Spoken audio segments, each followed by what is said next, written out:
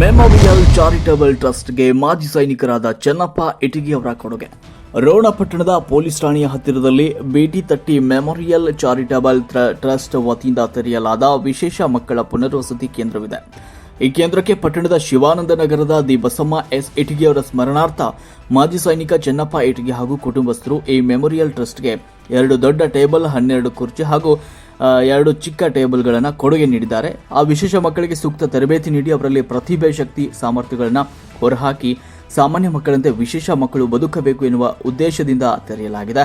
ಇವರು ವಿಶೇಷ ಮಕ್ಕಳನ್ನು ಗುರುತಿಸಿ ಇತರೆ ಮಕ್ಕಳಂತೆ ದೈಹಿಕ ಹಾಗೂ ಮಾನಸಿಕವಾಗಿ ಬೆಳವಣಿಗೆ ಹೊಂದಬೇಕು, ಚಟುವಟಿಕೆ ಆಧಾರಿತ ಫಿಸಿಯೋಥೆರಪಿ ಮೂಲಕ ತರಬೇತಿ ನೀಡಿ ಮಕ್ಕಳ ಬೆಳವಣಿಗೆಗೆ ಶ್ರಮಿಸ್ತಾ ಇರುವ ರೋಣ ನಗರದ ಏಕೈಕ ಕೇಂದ್ರವಾಗಿದೆ.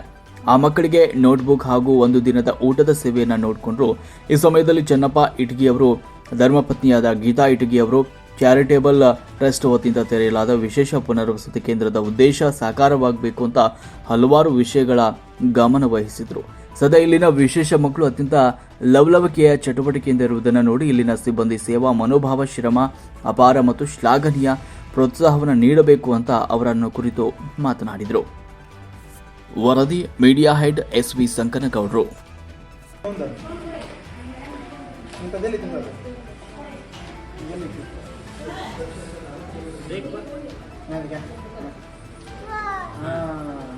ಕಮಲ್ ಹೂ ಎಲ್ಲೈತಿ? ಕಮಲ್ ಹೂ ಇನ್ನೊಂದೆಲ್ಲೈತಿ ಬೇರೆ?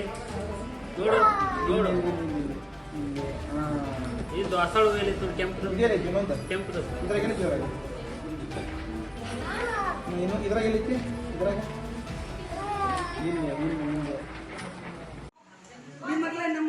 ನಮ್ಮ ಮಕ್ಳ ಸ್ಕೂಲಿಗೆ ಬಂದ ನಮ್ಮ ಮಕ್ಳ.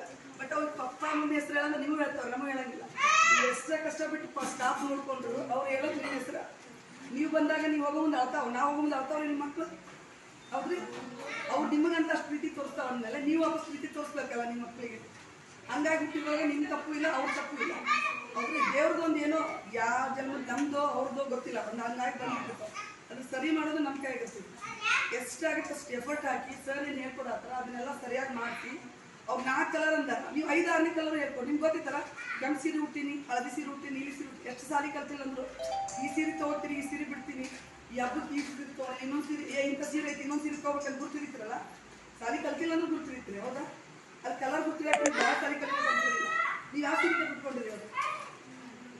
ಅದು ಹಳದಿ ನೀಲಿ, ಹೌದ್ರೆ? ನಿಮ್ಗೆ ಗೊತ್ತಿಲ್ಲ ಅಂದ್ರೆ ಬಾಜು ಇದ್ದ ಕೇಳಾದ್ರೂ ಗೊತ್ತಾಗುತ್ತೆ. ಅವ್ರಿ ಕೇಳಿ ಒಂದು ಯಾವ ಸರ್ 4 ಕೆಲಸ ಅಂತ ಹೇಳಿ ಹುಡುಗರಿಗೆ ಸೆನ್ಸ್ ಆಗಿ ಅಂದ್ರೆ ಇದ್ರೊಳಗೆ ಕಾಲಿಟ್ರೆ ಇದು ಹಾರ್ಡ್ ಐತಿ, ಇದು ಉಸುಗ ಚುಚ್ಚುತ್ತೆ, ಇದು ಹಳ್ಳಿ ಇದು ಅಂದ್ರೆ ಸಾಫ್ಟ್ ಐತಿ, ಇದು ಕಟ್ಟಿಗೆ ನಮ್ಗೆ ಚುಸ್ತೈತಿ, ಇದು ಬಾಯ್ಸ್ ಮ್ಯಾಮ್ ಇದು ಸಾಫ್ಟ್ ಐತಿ ಅಂತ ಹೇಳಿ ಸೆನ್ಸ್ ಆಗುತ್ತೆ ಅಂತ ಸೆನ್ಸರ್ ಮಾಡ್ತೀವಿ.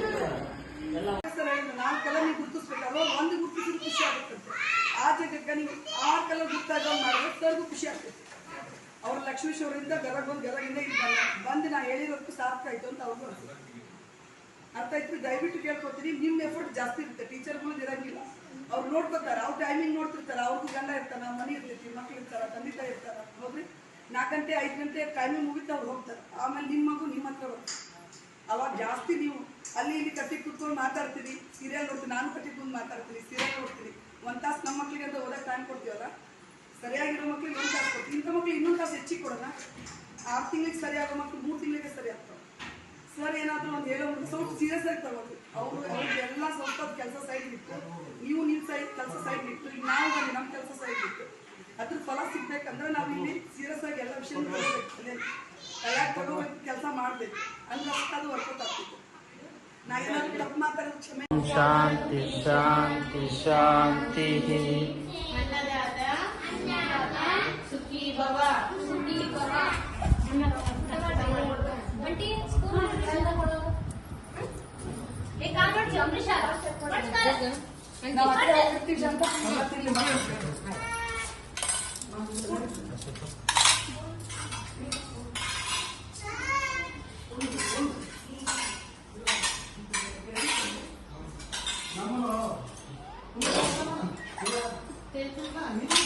ಅದು ಹೆಂಗಿದ್ರು